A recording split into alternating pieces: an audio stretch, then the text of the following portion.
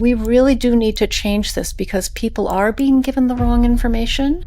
Medications can change brain chemistry, but they can't get at the deeper causes of brain malfunction. Let's zoom out for just a moment. Dr. Georgia Ede, a Harvard-trained psychiatrist and best-selling author of Change Your Diet, Change Your Mind. The cornerstone of my work is the ketogenic diet. We are diving deep into the fascinating and crucial interplay between nutrition and mental health, with over 1 billion people worldwide affected by some form of mental illness, ranging from depression and anxiety to bipolar disorder and dementia. All mental health issues are mood disorders, but not all mood disorders are mental health disorders. Can you explain what you mean by that? Well, all mood disorders are mental health disorders. There's so many things to unpack there. People have so much more control over their mental health than they realize. Let's talk about ADHD, because it's a mystery to me what ADHD is and how nutrition plays a role in this. Great. So ADHD is... Dr. Georgia Ede, thank you so much for coming to the Neuro Experience podcast. I love discussing how the relationship between food affects mental health outcomes. The whole world of psychiatry very much interests me and is a bit of a question mark for me. So I know we're going to get into so many things. We're going to especially touch on your book, Change Your Diet, Change Your Mind. Before we get into it, I want to ask you probably the burning question that I actually get asked almost every day, and that is, what really is the top foods for brain health? Yeah, so I think if you ask most people about food in the brain, you would hear answers that have to do with superfoods and foods that have antioxidant superpowers and anti-inflammatory superpowers, and special kinds of superfoods: blueberries, flax seeds, chia, walnuts, curcumin, turmeric. You would hear a long list of superfoods that people put their faith in and hope that if they just kind of sprinkle more superfoods on top of their diet, that is going to protect and improve their brain health. And unfortunately, that is not the case. Those strategies do not work. And if we're really talking, what we really need to understand, instead of, if you really are serious about improving and protecting your brain health, which is your mental health, your neurological health, your stamina, your mood, your ability to concentrate, your memory in the future. If you really are serious about improving your brain health and protecting your brain health, you can't just sprinkle superfoods on top of your unhealthy diet. You have to fundamentally restructure your diet from the ground up in ways that make biological sense. And if you do that, you will see noticeable improvements in your mental health, in most cases, in days to weeks. So these are very powerful strategies, and it's not about focusing on any one particular food. I mean, there are foods you need to include that nourish the brain, but there are also foods you need to exclude. That's where the real power lies. The real power lies in removing foods from the diet that are damaging the brain, that are causing all of that inflammation and oxidative stress and insulin resistance in the first place, rather than trying to fight them with special superfoods. So this is upside down from how most people think about brain food, but this is the most empowering and most effective strategy you have, is figuring out which foods are the most nutritious, and I help people sort that out, figuring out which foods are causing damage, removing those, and then getting your glucose and insulin levels under control so that you energize the brain safely for the rest of your life, protect your brain metabolism. So these new brain food rules, these are the ones that people need to learn if they're really serious about their brain health. There's so many things to unpack there, because first of all, what I was going to state to everybody is there's a common misconception when it comes to neuroscience, and that's where people really separate the brain from the mind. I've noticed your book is Change Your Diet, Change Your Mind, but it's not Change Your Diet, Change Your Brain. Are you saying, as a psychiatrist, are you saying that behavior, let's just call it the mind, really dictates brain health outcome. And when I talk about the brain, and this is for everybody listening, I'm talking mainly structural parts of the brain. We're talking brain volume size, maybe arterial health. Are you talking about that as well? And can nutrition play in both our mind, mainly neurotransmitters, how we think, how we act, anxiety, etc.?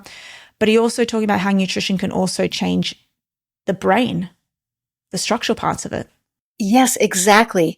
So the brain, the most powerful way to change brain chemistry and change brain anatomy is through food, because that's where the brain chemicals and the brain components come from in the first place.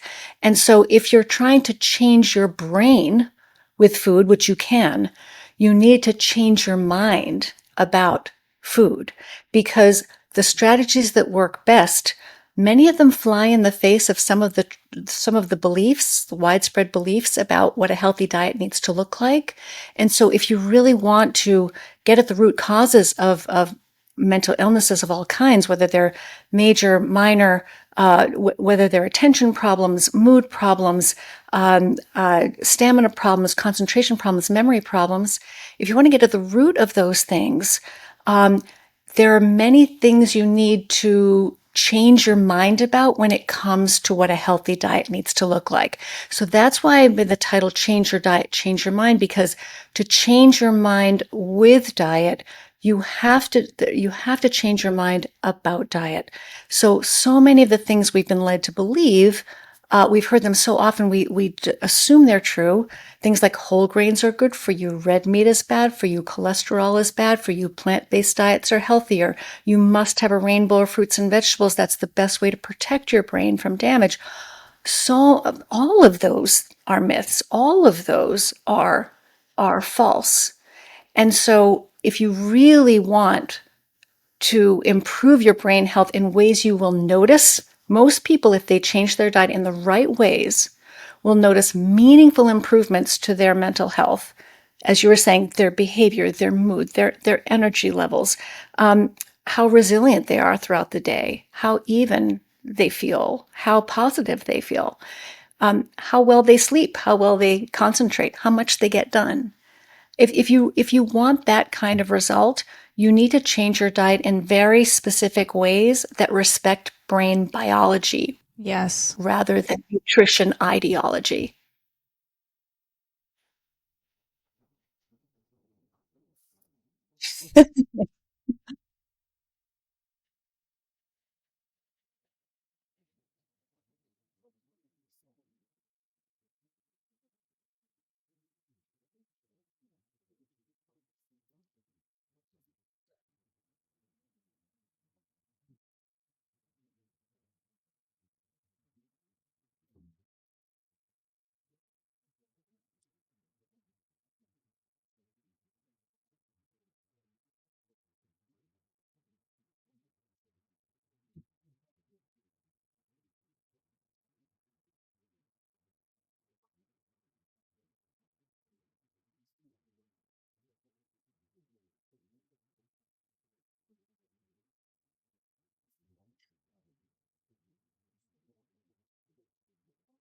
No, in 4 years of medical school and 4 years of psychiatry residency, we didn't talk about food in the brain once.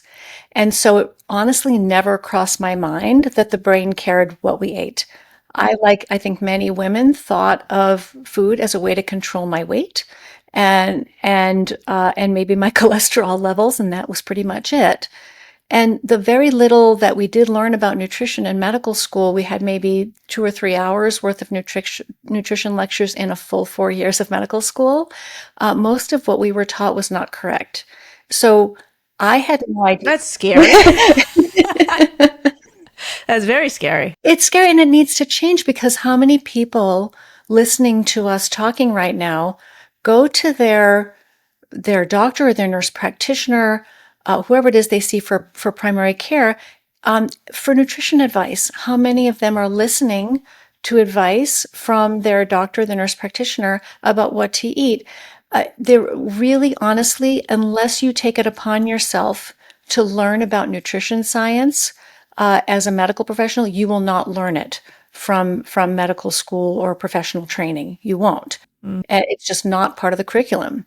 And so this is, we really do need to change this because people are being given the wrong information. And the sort of the blessing and a curse is that if you have the right information, you can turn things around very quickly in a lot of cases, even in very serious situations of serious chronic so-called treatment-resistant mental illnesses. If you have the right information about what the brain needs to eat to function properly, then you can, in many cases, reduce or even eliminate the need for psychiatric medication. And you can even, in some cases, I've published a study on this and others have as well, you can reverse, you can put even very serious mental illnesses into remission if you have the right dietary information. So this is really powerful information that all practitioners need to learn. I teach a CME-accredited course in ketogenic diets for mental health. One of the most powerful strategies people can use to improve their mental health is a ketogenic diet, but that's not the only option. So in the book, I know keto is non-starter for a lot of people. There are many changes you can make to your diet without going to a ketogenic diet that can help you feel better, perform better, and think and think better and sleep better and so forth. So there's so much, people have so much more control over their mental health than they realize. Yeah. So you've mentioned before, and I quote, all mental health issues are mood disorders, but not all mood disorders are mental health disorders. Can you explain what you mean by that? Well, all mood disorders are mental health disorders.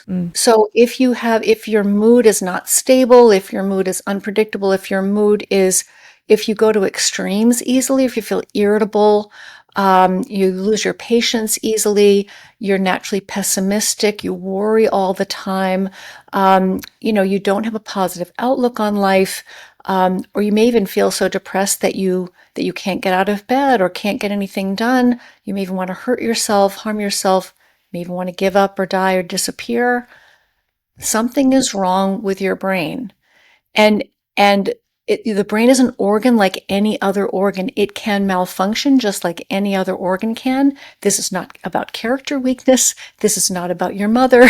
This is not about, this is not about some mysterious chemical imbalance that we don't have a way to test you for, and we don't have good treatments to correct. This is a brain malfunction that we can address by understanding better how to help the brain function, what the brain needs to function properly. All of us have been given the wrong information about nutrition for generations. So we have been feeding our brains improperly our entire lives. Of course, it's not going to function properly. Most of us are walking around with suboptimal mental health, even if we don't have a diagnosed mental health condition. Most of us are not functioning at our best, and that's both a tragedy and a great hope. Yeah. Because if you have the right information, you can change how you feel. In many cases, as I said, in days to weeks, if you have the right information. I think I really want to touch on what you mean when you say, if you're feeling irritable, if you're feeling anxious, because when it comes to things such as cognitive decline and Alzheimer's disease, for example, we know that the earliest symptoms are we forget our keys, we forget our street names, but it's very important to differentiate between what is just normal life under stress and what is, pathophysiology. And so I can, I'm a mid 30-year-old menstruating female. So I can be the first to say that sometimes I feel irritable and I'm anxious and I'm all over the place, depending on my moods. But that doesn't mean I have a direct mental health disorder. Is it something where, maybe it is, maybe you can tell me, but is it something first of all, is this in line with the DSM? And is this something where you have to experience these symptoms ongoing for maybe 10 days or 3 weeks? Yeah, so you're bringing up an excellent point. There's a lot of confusion about where the line should be between normal variation and mood, for example. To take mood as one example, memory is another example. But there's a lot of confusion about where the line needs to be between normal and abnormal, between kind of everyday issues that people might, struggle to remember. So, well, why did I come into this room? Or getting depressed after something difficult happens in your life, or being worried about a very real stress in your life, versus a mental health disorder. And the reason why there's confusion about that is there is no line. The line is very fuzzy. It's a spectrum. So mental health and mental wellness exist on a spectrum of excellent to very poor. And all of us live somewhere on that spectrum, and there is no solid black and white line. It's a matter of degree, how well or unwell you are. So the so-called DSM-5, the Diagnostic and Statistical Manual of Mental Disorders, which psychiatrists use to assign diagnoses to people, that book lists the number of symptoms you have to have and how long you have to have them and how much they have to interfere with your function for you to qualify to have a diagnosable mental health condition. So, and these are fairly arbitrary, but in any case, you have to draw the line somewhere if you're trying to make a diagnosis that an insurance company will reimburse you for. Yes. But really in real life, what matters is, how well are you functioning? Are you able to get the things done that you want to do? How do you feel throughout the day? Do you feel positive? Do you feel energetic? Do you feel resilient? Do you feel capable? Are you sleeping well? Do you have enough energy to get through the day? How are you managing your relationships, your work responsibilities, and are you able to experience joy? All of these things are a matter of degree. And there's room for most of us to improve where we are now, especially if you're eating a sort of typical diet. There is a lot of room for improvement. So I think it's less important to sort of, for each person to compare themselves to the spectrum, and for everybody to optimize their mental health, get as far over to this side of the spectrum, mental flourishing, true well-being, as you possibly can. And that's going to be a little bit different for everybody. But I've had people in my practice since I've been working this way. I've been working this way for about 15 years, who say, I've never felt this good in my entire life. And that's very different than prescribing a medication and somebody coming back and saying, well, my depression's a little bit better. My symptoms are not as bad. And that's what you will usually hear if you prescribe medications for a living. The medications can, in some cases, they have their place, and I still use them in my practice. They're not, they can be useful. They fail most people, but they can be partially useful in some people. These medicines, what they're trying to do is they're trying to suppress symptoms, but they can't get at the root of the problem, and they can't heal. They can't heal the brain. They can't nourish or protect or energize the brain in a way that a really well-constructed, healthy brain, healthy diet can. This is why I love to say, because it's true, the most powerful way to change your brain chemistry is with food. Medications can change brain chemistry, but they can't get at the deeper causes, the drivers of brain malfunction. We don't just want to know, is there a chemical imbalance and which medicine might try to correct that imbalance. We want to know what's causing those chemical imbalances in the first place. And that's an empowering question. So what you're saying is these mental health disorders, and I talk, we can say depression, anxiety, and the malfunction is not a result of how we are born. It's a result of the external environment. It is both. Like everything in human biology, it's a combination of our environment, our what's called nature and nurture, right? So the nature, so with the genes we were born with, and how, for example, our brains developed in the womb. This is a very, very important factor, which also comes down to good nutrition in large part.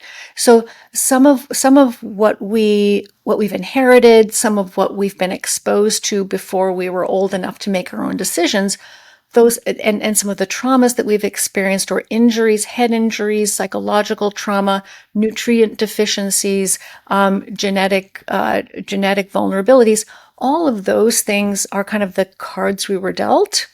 And then on top of that, so that varies from person to person. But then on top of that, we have the choices that we make, the lifestyle choices that we make. So nature, nurture. And so, and some of this is luck. Some of this is luck. So, you can't choose your parents, you can't choose your genes. So some of this is set in stone.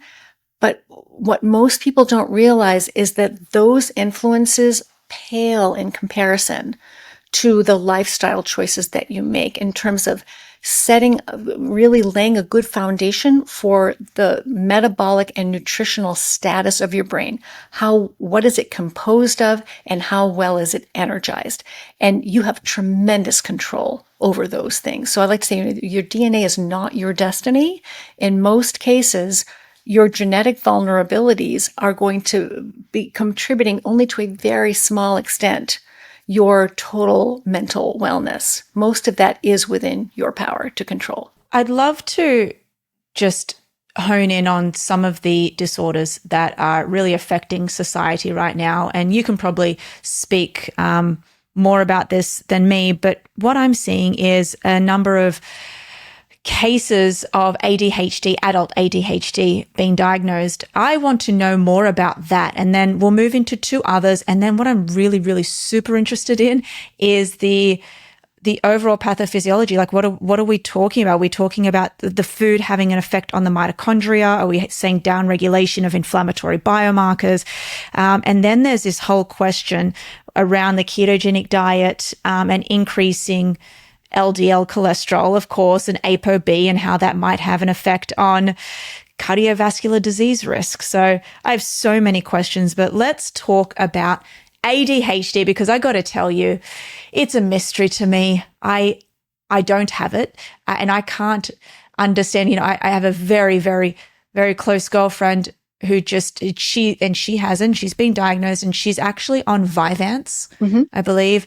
And I just see, sometimes her attention span, even when I'm talking to her, maybe she'll just switch. And I wish to God that we could help her. So help me to understand what ADHD is and how nutrition plays a role in this. Great. So ADHD is very common, and in children as well as in adults. And really, I think, so ADHD stands for attention deficit hyperactivity disorder. Some people just have the inattentive symptoms. Their attention is not properly regulated. Some people have hyperactivity symptoms. Those are the kids and adults who can't sit still, restless, that sort of thing. Feel like they're being driven by a motor. Lots of phrases people use to describe this. And some people have a combination of the two, inattentive symptoms and hyperactivity symptoms. And so this is according to the DSM-5 that we were talking about before, the Diagnostic and Statistical Manual. I really don't like the term attention deficit disorder, because, even though that's the correct term, because it really isn't a deficit in attention. I mean, I worked in an ADHD specialty clinic for several years, the Hallowell Center outside Boston.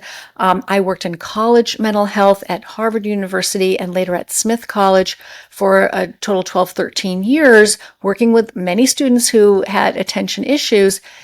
It's not that these people cannot pay attention. It's that they cannot direct the attention where it needs to go, when it needs to go there, for as long as it needs to be there. So we all know people with ADHD who can focus for hours on something that doesn't matter, something that they don't have to get done that day, or something that intensely interests them. I mean, it's not that they can't pay attention. They can't control where the attention is going when it needs to be there and for a long enough period of time. So they cannot be effective in their lives. They can't, and ADHD can actually be a very disabling disorder. In some cases, it can really interfere with people's ability to hold down a job, to hold down a relationship, to get credentialed in whatever the field is that they wish to succeed in, if they're following sort of a more academic or vocational path. So people can't get things done that matter. And this is really frustrating because it has nothing to do with intelligence.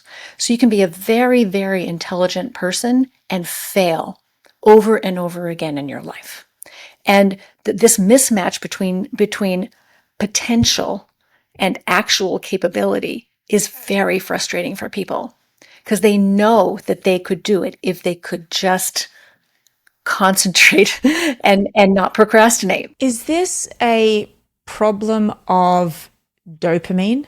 Dopamine is one of the chemicals that's implicated. So dopamine malfunction, but also norepinephrine malfunction, but also brain energy deficits, meaning energy dysregulation in the brain. And this really is one of the foundations of many mental health disorders, is that the brain isn't getting not enough energy for long enough in a stable enough way.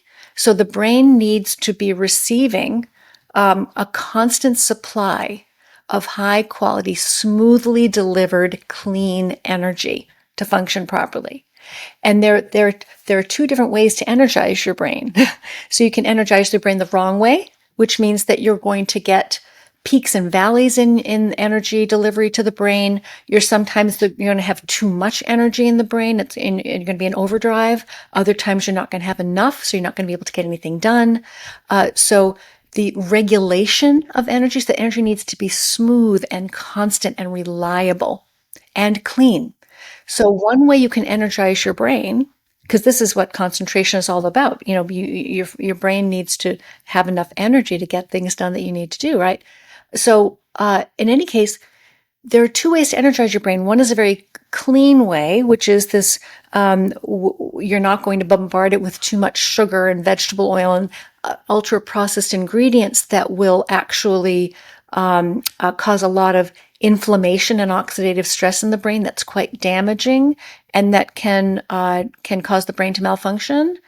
Or you can deliver energy safely with whole foods in a way that keep your glucose and insulin levels under good control, so that your brain will have the right amount of energy at all times, 24/7, and it's properly regulated.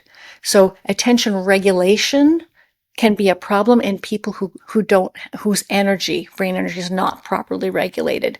So I have patients in my practice who've had ADHD for years and years, often decades, because many adults, ADHD can persist into adulthood.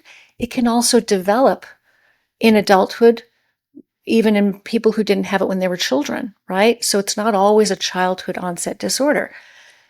I have people in my practice who, when they are following a ketogenic diet, for example, which energizes the brain very differently than a high carbohydrate diet does, they don't need to take their Adderall on days when they're in ketosis. They can skip their stimulant medication, or they can reduce the dose. And so you can see in clinical practice what a difference this makes. And I'm involved in a study that's about to be launching at Oxford University, led by Ali Houston, that's going to be looking at ketogenic diets for ADHD in adults. And there's another study that we're hoping will be funded in the very near future, that we hope to start in 2025 at the University of Michigan with Dr. Laura Saslow, where we're going to be looking specifically at ketogenic diets for ADHD in adults. We believe that this intervention has tremendous promise for people who are struggling with attention regulation issues. I want to talk about other diseases, but I think I just want to stay on really understanding the ketogenic diet and how it's having this effect. Would exogenous ketones as well help with these symptoms? They can in some cases, but the problem with exogenous ketones for listeners who don't know what those are. Well, let me back up a little bit. So what a ketogenic diet does is it lowers your insulin levels to the point where your body can start to burn fat for energy, more fat for energy.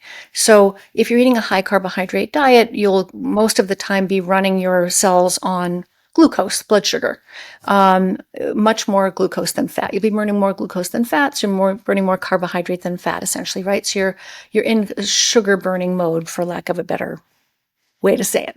So if you're eating a high carbohydrate diet, you're mostly running on glucose. When you're eating a ketogenic diet, you're lowering your glucose levels by lowering your carbohydrate intake. You're lowering your insulin levels by not just lowering your carbohydrate intake, but also being careful not to overeat protein. You're getting your glucose and your insulin levels down. And when your insulin levels come down to a certain point, fat burning will switch on. And when fat burning switches on, some of that fat will be broken down into tiny fragments called ketones. It's really just kind of it's kind of ready to use fat fragments that the brain can burn for energy. They cross the blood-brain barrier very easily, and they bridge any energy gaps that might be there. A lot of people, the majority of Americans and a growing number of people around the world, have something called insulin resistance, which means the brain isn't getting enough insulin. And if the brain doesn't have enough insulin, it can't burn glucose to full capacity for energy. So the brain slowly loses its ability to burn glucose for energy at full capacity. So you start to get some energy deficits. And so to bridge that energy gap, that glucose burning gap, you need a supplemental fuel source, and that can be ketones can cross the blood-brain barrier and bridge that energy gap and bring those sputtering cells back to fully energized again. If they haven't already died, which is, we could get into neurodegenerative diseases later, Alzheimer's disease. But if the cells are still alive, but they're just sputtering, trying to do their best, even though they don't burn glucose very well anymore, then ketones are a godsend, because glucose and ketones can work together to fully energize those cells again. So this is the beauty of a ketogenic diet, is that the majority, 93% of Americans have some degree of insulin resistance, which means 93% of Americans, their brains aren't functioning at full capacity and need some energy support. So this is a beautiful way to solve that problem. So that's a ketogenic diet. Now, the other way you can do this is you can take exogenous ketones. You can swallow ketones from a bottle, beta hydroxybutyrate molecules. So you'll get that spike of ketones in your bloodstream, and those ketones will cross the blood-brain barrier and bridge that energy gap. But a couple of problems with that strategy. One is it's much more expensive because ketone supplements are expensive. Another is they only last 90 minutes, maybe 2 hours tops in the bloodstream, so you'd need to take them multiple times per day. Not everybody tolerates them well, although most people do. But the big problem with ketone supplements is that they don't lower your glucose and insulin levels into the normal healthy range. And that's what's causing all the damage in the first place. So you'll get the ketones bridging the energy gap, but underneath all that, you're still damaging the brain. You're still damaging the brain's ability to turn glucose into energy. You're still damaging the brain's architecture. You're still creating waves of inflammation, waves of oxidative stress, and you're worsening insulin resistance over time. So underneath those those exogenous ketones are really just like a Band-Aid, because underneath there's still the disease process, whatever it is, whether it's attention issues, memory issues, mood issues, are marching on. So things are getting worse underneath, and you're just really delaying the inevitable with exogenous ketones. It's very hard, though, to get into a ketogenic state. I do believe. Don't you have to completely, because I've tried it once. I think I was actually measuring, I was using is it the keto meter? I don't know, Yep. to actually test my ketone levels via a pinprick test. You can just do a simple blood test, keto meter, maybe it was called. To be in complete ketosis, what would that have to measure if you were using this machine? Yeah. So what I really want, I'm glad you're asking this question, because what I really want people to understand is that some people do need to be in ketosis long term to be well, but many people don't. Many people just need to be able to access that ketogenic state on a regular basis. They need to get their insulin levels down at least overnight when they're sleeping, which is not happening for most people. Most people are eating in a way that their insulin levels are staying high all day long between meals and even well into the night, sometimes even all the way until the next morning. And if you're living your life in a high insulin state, I mean, that's the root cause of most of the chronic diseases we face. Mental illnesses as well as physical illnesses, cardiovascular disease, obesity, fatty liver disease, many cancers, most brain illnesses, neurodegenerative disorders, Alzheimer's disease, for example, depression, bipolar disorder. So whatever disease you're worried about, chances are insulin resistance, the high insulin levels that will lead to insulin resistance are underneath our major driver. I've got a chapter in the book that lists all the diseases that high insulin levels will lead to. But what you're saying is so important, because that low insulin state, that ketogenic, so when your insulin levels are nice and low enough that fat burning switches on, it's not just that you're burning fat for energy, which is a great thing to do, but that low insulin state is when all of the healing pathways turn on. So your brain and body can't recover or do maintenance or recycling work, or do all the work of cleaning up after a very busy stretch of food processing. It's as if you were running an automobile factory, and you never shut the factory down so you could do maintenance and repair. So we are designed to function optimally by spending, ideally overnight at least, letting our insulin levels come down into that healing mode. And it's not just about burning fat, and it's not just about, it's not about weight. It's not even about treating mental illness. It's about care and maintenance of ourselves. We need to enter that state on a regular basis, even if not all the time. I'm so, this just brought up something. So right now, for some reason, there's in my workspace, there is this insulin thing happening right now. We just interviewed Dr. Ben Bickman. Yes. And this was last week, and he just really drove home that this hormone insulin is at the seat of really good health, but also at the seat of metabolic dysfunction. And I just read it's so fascinating what you're saying.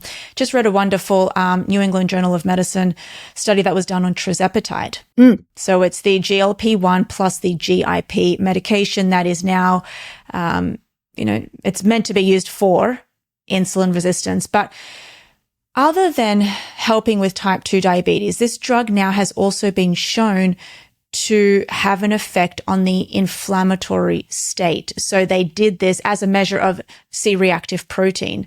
So what they found was that individuals who were on tirzepatide for, I think it was 6 to 8 months, had noticeable differences in their CRP, some going from 4 to less than 1, as a byproduct of, I'm guessing, maybe not triggering insulin, which is probably because when you have this drug, it satiates you. You don't feel like eating, therefore you don't get this insulin spikes throughout the day. But I thought that was really fascinating. The fact that, okay, yes, you're losing fat, we hope, or you're losing weight, let's just say, but you're also having an effect on your entire inflammatory levels and probably cortisol as well, which then they're showing outcomes in many things, mental health and mood, but also pregnancy outcomes. I think they even did trials on IVF outcomes as well. And we know that PCOS is just insulin resistance. So all of it is just doing this full circle for me right now. It really is. It was coming back to Dr. Ben Bickman. He is one of my favorite teachers and researchers in this field. And I've met him many times and always enjoy being with him at conferences and listening to him speak and talking with him. And I always often tell people that if I could have one implant in my brain, it would be a Dr. Ben Bickman implant. Yeah, he's wonderful. He's really, there's so much to learn from him.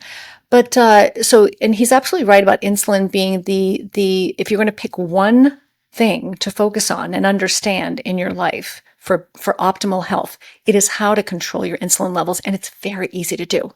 So you can do it with a GLP-1.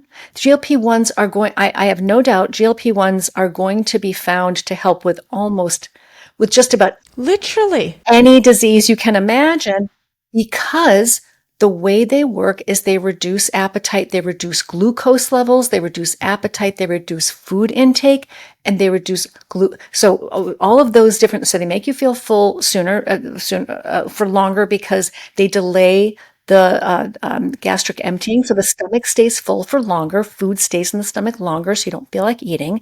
They also turn down the liver's production of new glucose molecules that are being poured into the bloodstream, so glucose levels come down. And just by eating less, your glucose levels will come down too, because you're not eating as much that's going to raise your glucose level. And your insulin levels are going to come down.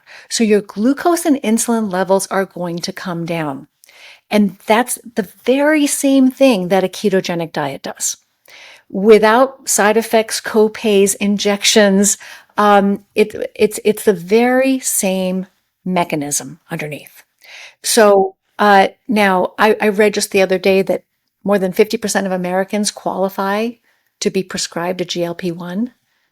I mean, think of that is the degree of metabolic dysfunction in our country. And those are just people who meet this high bar for this expensive medication. Most of us have some degree of metabolic dysfunction.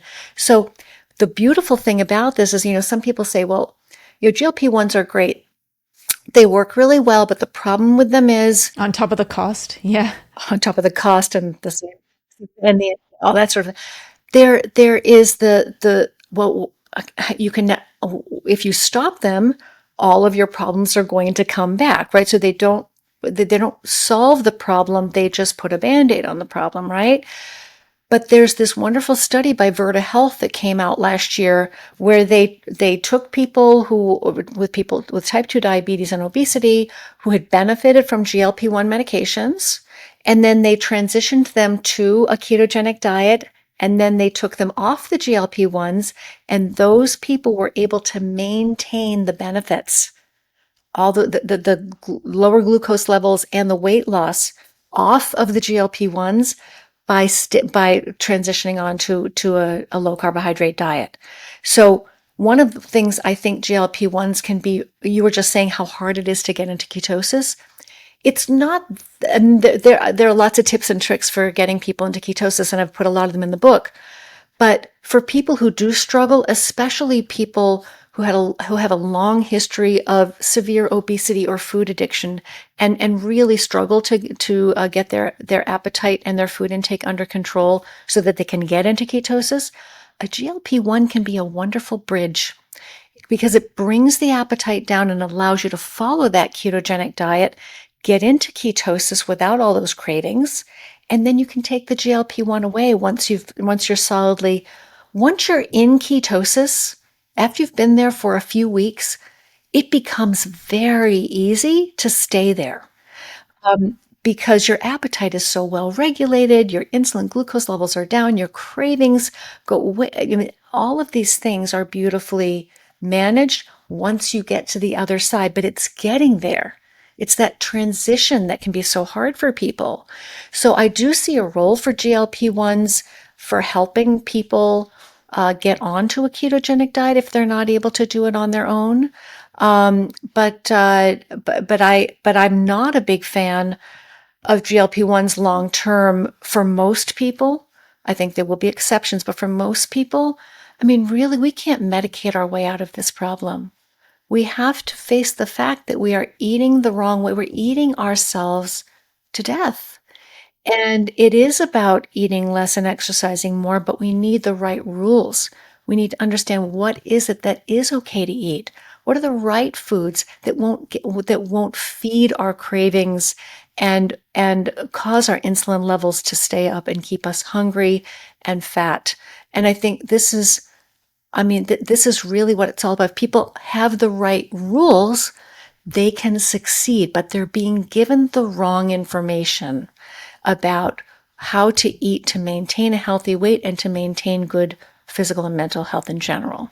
All right, so let's play devil advocate right now, right? I am in the area of Alzheimer's disease. It's what I see every day, apart from working in neuro-oncology. What I find is that there's two bands here. Okay, you've got the carnivore-esque diet, we'll call that, over here, who is saying this is the best diet for your brain. And I think that is very much you. This is the best brain as it relates to all-cause mortality, mental health disorders, and neurodegeneration. So you've got carnivore over here, but then you've got the plant-based diet. Now, what we do see in a lot of the studies, and by the way, I'm around 70-30, so I'm an omnivore. I eat everything. I do eat a lot of meat, but I also substitute with a lot of plants as well. We do see a lot of the studies for Alzheimer's disease they're advocating for this Mediterranean diet. And when you look at this Mediterranean mind diet, it is predominantly fish and plants. So how do you fight back against that and fight back against the norm and advocate for the carnivore diet as it relates to neurodegenerative diseases such as Alzheimer's disease?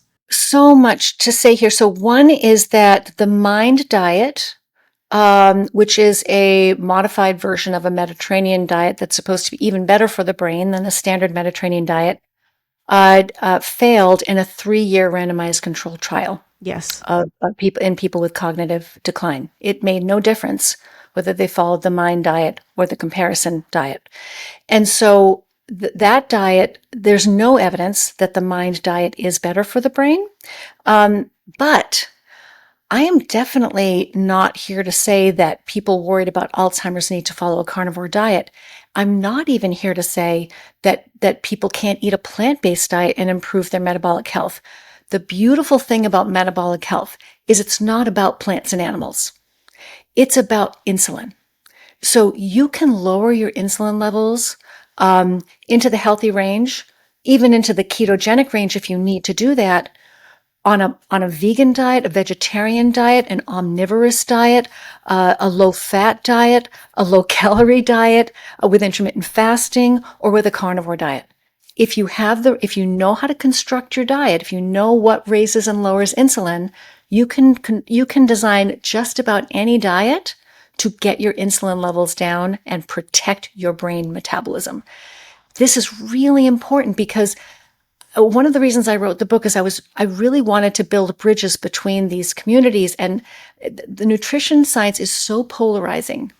There's so much blame going around, and meat is better and plants are better. And I mean, if we look, the book looks at the biology, and if you want to understand the biology, the biological differences between plant and animal foods, all of that science is there.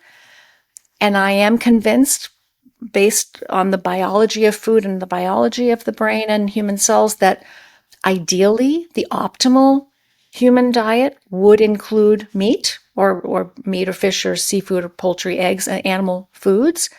But that doesn't mean that you can't construct a diet, if you have the right information, that is going to be safe for your glucose and insulin levels and nourish your brain properly, especially if without animal foods. You will need to supplement very carefully because you'll be missing some nutrients, but that can be done. I really like to say I'm nutritionally pro-choice, and I want to help everybody, regardless of their dietary preferences, have access to a better brain health. And I think if we I really want to take the heat out of that conversation, because as soon as if we as soon as we say, well, this diet is the best or this diet is the best, first of all, we don't know which diet is the best diet for the brain. We don't have clinical trials that can prove to us beyond a shadow of it. There are lots of different diets that can improve metabolic health. Many different diets have been shown to be healthier than the standard American diet.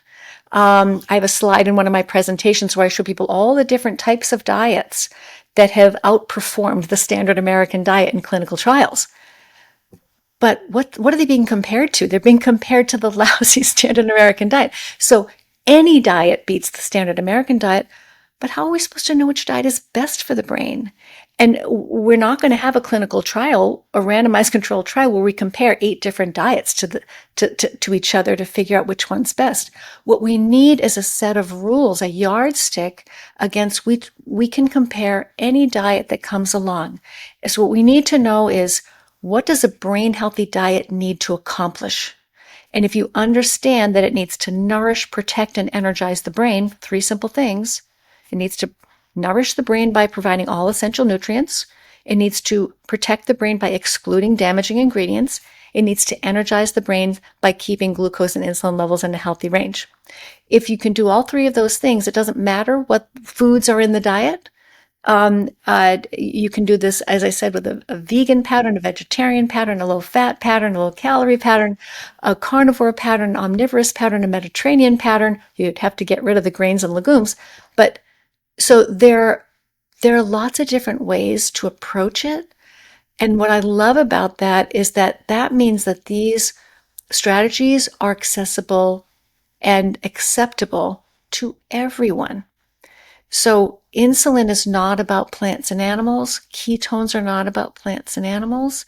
It's about getting those insulin levels down to where they need to be. As Dr. Ben Bickman says, you had focus on that insulin. That's the most powerful lever you can pull. Yeah. Do you think that there is a place for an N of 1 discussion here? What I see is that you've got, when you look at a patient and you're working with a patient, but then you can also see a randomized controlled trial being done. You should know firsthand that just because a study has been done and it's well constructed, it doesn't mean it might fit this patient, because everybody is different. The way I approach everything in practice really is an N of 1 rather than a one-size-fits-all approach.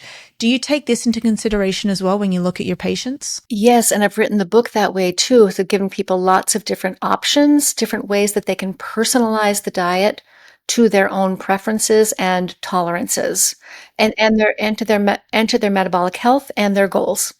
So, for example, so this is how I work in my clinical practice. Everything's personalized, but in the book, I did as much as I could to help people personalize their own diets, helping them understand what they need what their choices are, and giving them different options. So, for example, the book has 3 fundamental dietary patterns in it. It has a moderate carbohydrate, kind of 90 grams of carbohydrate per day paleo diet. So this includes fruits and starchy vegetables. It's not a ketogenic diet. It allows people to have a serving of fruit or starchy vegetable at each meal. So it's not a low carbohydrate diet or ketogenic diet, but it's a whole foods diet focused on the right whole foods, because not all whole foods are actually good for us. So it doesn't have grains, it doesn't have legumes, that sort of thing. So there's a 90 gram per day of carbohydrate paleo diet. There's a ketogenic diet based on paleo principles, and there's a carnivore diet for people who want to explore that option or use it as a temporary elimination strategy and a discovery strategy. So, and then there's also a list of single steps people can take if they just want to make one change to their diet. They're not really ready for an overhaul of their whole diet. There are single steps people can take. You could remove alcohol, you could remove sugar, you could remove flour, you could remove grains, you could, you could remove dairy. There are different things you can experiment with. as you to move closer and closer to a brain healthy diet. Everything's personalized. Some of us have food sensitivities. One of the reasons I got into this business was I had a lot of food sensitivities I wasn't aware of. And so it got me really curious about food and how food interacts with the body. And so some people don't tolerate eggs. That's not a great breakfast for everybody. Some people don't tolerate seafood. Some people don't tolerate cruciferous vegetables. I mean, everybody's a little bit different, right? So this is where the personalization comes in. But if you understand how food works, if you understand what's in there, is it easy to digest? Is it hard to digest? Does it have all the right nutrients in it? What are the chemicals that it contains that I might need to be aware of? All plant foods protect themselves with chemical weapons. So, but we've evolved alongside a lot of those chemical weapons. And if we have good, robust defense strategies, if we haven't damaged them too much over time through our toxic environment, we should be able to tolerate a wide variety of plant foods. But many of us have lost that ability. So that's another layer of personalization. What if you're really sensitive to things that you should be able to tolerate, but you can't? So even if it might be a food that's healthy for you. So there's all these layers, and that's the book kind of walks people through in a way that I think will help them construct the diet that will work best for them. Let's now talk about lipids and lipid profile. So we've got the standardized cholesterol panel that you can get from your physician. Within that would contain your total cholesterol, your triglycerides. You'll see something called LDL. You'll see something called HDL. And if you've got a really great practitioner, you may see something called ApoB. Now, we know that actually, I don't know. I see so many things, but I'm under the impression that we want to kind of keep a low LDL and ApoB profile just to avoid cardiovascular disease, that plaque buildup that may cause atherogenic plaques, or even cause maybe a stroke from occurring. I know that the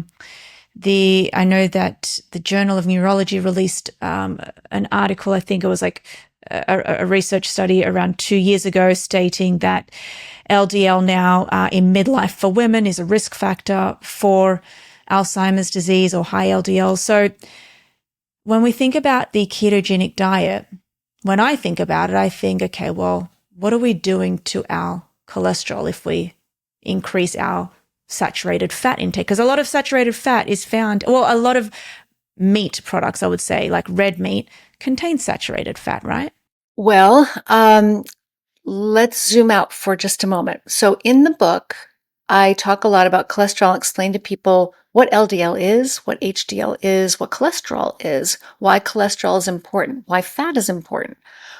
And essentially, LDL and HDL, they are the transport system. They are the vehicles that carry fat and cholesterol molecules around the body.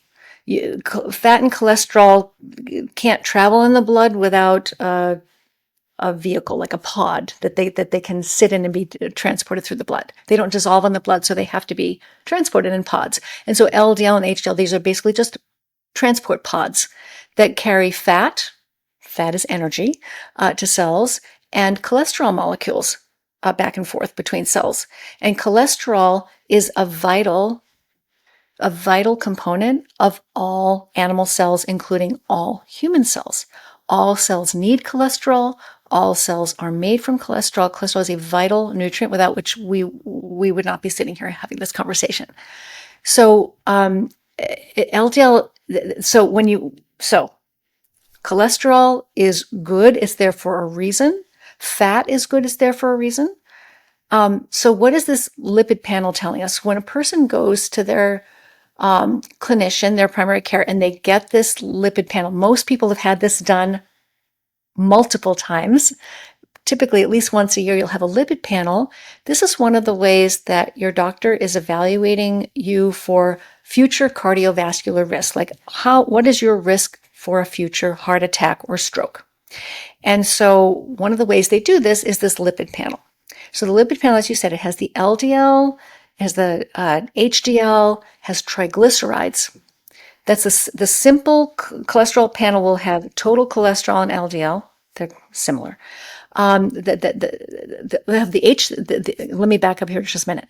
It'll have the total cholesterol, which is kind of a way to estimate everything together. But the numbers that people will really remember are their LDL, their HDL, and their triglycerides. So most clinicians will focus like a laser beam on the LDL. And if they see it above a certain number, say above 100 milligrams per deciliter, for example, in the United States, they'll start to think, oh, this is risky. Do we need to do something about this? High LDL is a risk factor for cardiovascular disease. How do we get the LDL down? Should I maybe prescribe a statin medication to get this LDL down? Now, it's not that LDL doesn't matter.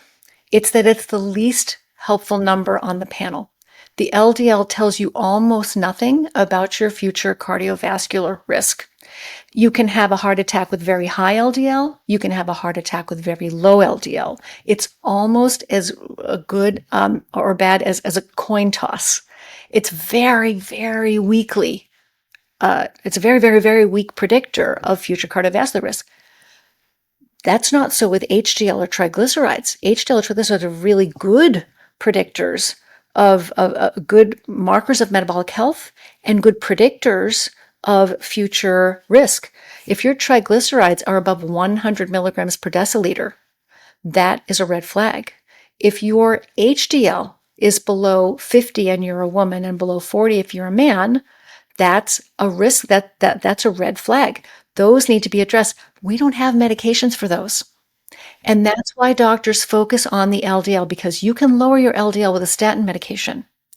But a statin medication is not going to help you with your HDL, your triglycerides. The only thing that's going to help you with your triglycerides, triglycerides are fat in the blood, too much fat in the blood, is reducing the amount of carbohydrate in your diet, because triglycerides are simply excess carbohydrate that the body has to turn into fat. So if you're eating more carbohydrate than you need, then you can burn or store right away. We can't store much. We just have small storage tanks for starch and carbohydrate in our bodies. We have unlimited potential to store fat, of course, but we can store less than a day's worth of carbohydrate in our bodies for energy. If you can't use it or store it right away, if you can't burn it off or use or store it right away, all the rest of that carbohydrate, even if you're eating a zero fat diet, gets turned into saturated fat on purpose by the liver to be stored in your body. And that is on purpose because it's energy. You don't want to waste that energy. You can't store it as starch. You can't burn it because you've eaten more than you need. What are you going to do with it? The body has to turn it into fat. And it turns it into saturated fat, because saturated fat is the best, lightest, most compact, and most efficient way to store energy. Saturated fat is not a bad thing. It is simply a way to store energy, the way animals store energy for future use. So now a ketogenic diet, in some cases, will cause LDL to go up. And that scares a lot of people because they've been trained to think LDL causes heart disease. There is no scientific evidence that LDL causes heart disease. So that's thing number one. Thing number two is, yes, sometimes LDL goes up on a ketogenic diet. Sometimes it doesn't. Sometimes it stays the same. Sometimes it goes down. Sometimes it goes up by 10%. Sometimes it goes up a lot. There's a subset of people where the LDL on a ketogenic diet goes through the roof. It goes up by hundreds of points. That has been really scary to a lot of people because, again, we're taught to think of LDL, high LDL, as bad. And this tends to happen most often in lean individuals, younger individuals, athletic individuals. And there's been some wonderful research just published by Dave Feldman and his colleagues studying this group of people where they have very high LDL reactions to a ketogenic diet. These people were on a ketogenic diet for 5 years, and they have very high LDL levels. And they looked directly at the arteries of the heart using coronary angiography, and to see if they had any plaque. And they compared that to people who were not eating a ketogenic diet for 5 years and had much lower LDL levels.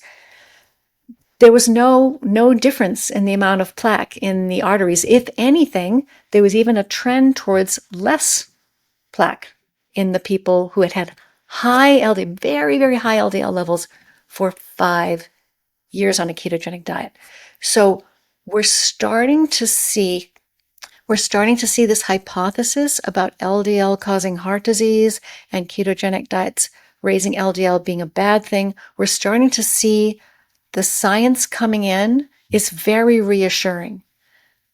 So when I see a patient with a high LDL, whether they're on a ketogenic diet or not, it's not that I ignore the LDL.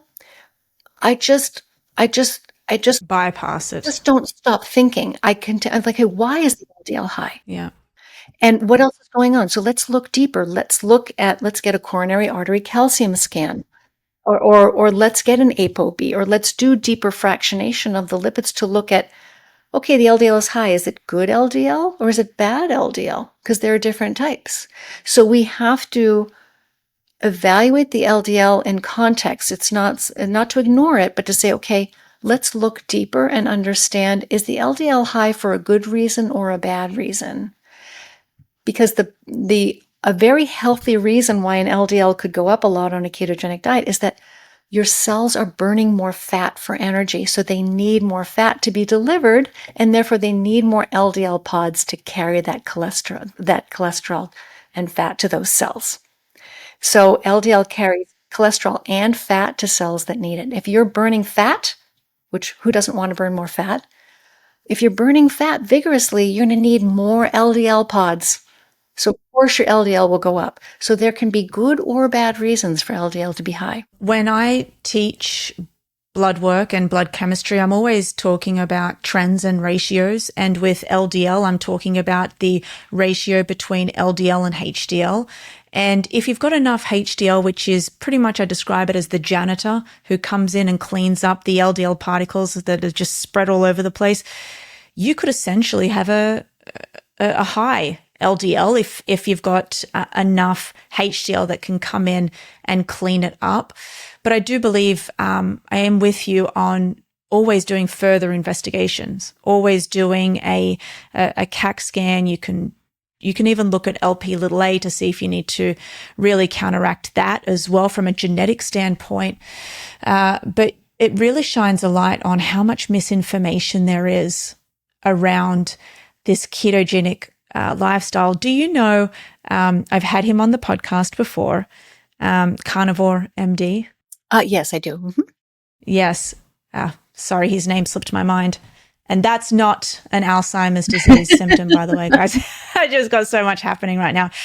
But Paul Saladino, there we go. So I've had him on the podcast, and he gets a lot of, I don't know his stance anymore, but I know he went from a carnivore diet. Maybe he's a bit of an omnivore right now, but he's said many times that having a high LDL is not problematic. But I think, again, N of one, right? I know we're going a bit over time, but I do have a question when you were talking about burning fat. What about for the people who are like, okay, but I want to be lean, and we know that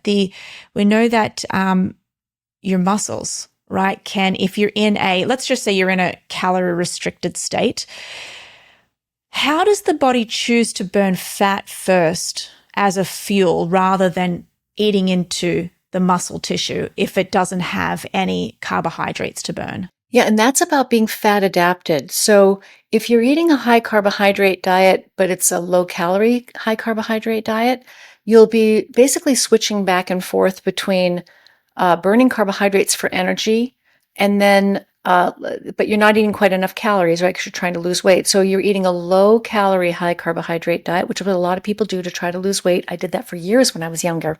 I think every woman has done that. mean, my gosh, I've been on every diet, right? So, a low calorie, high carbohydrate diet.